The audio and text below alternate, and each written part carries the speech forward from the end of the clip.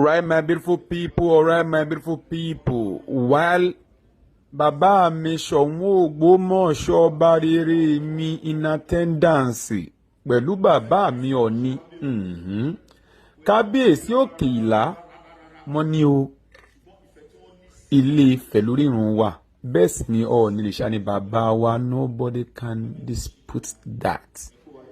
Àfi tó ń bá fẹ́ purọ́.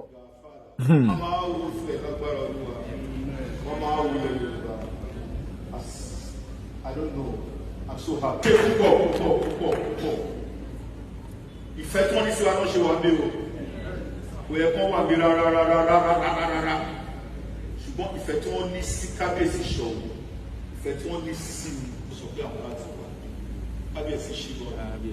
Ẹ kó wa jẹ pé you are father.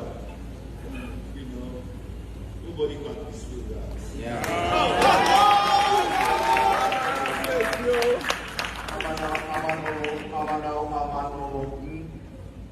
I'm an historian. I know what the history is. There's no doubt about it. It's undisputable.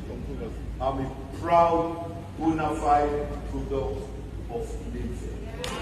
And I tell Kábíyèsí all the time, ọ̀nà ọ̀gùn méjì ó di kẹrìndínlógún ó sọ pé Awórere ní ọ̀nà ọ̀gùn ṣe ní Ilé-Ifẹ̀. If my brother the Ọ̀gbọ́fìlà were to be here, I know that he's going to say the same thing. We love you. We appreciate you. Come in here.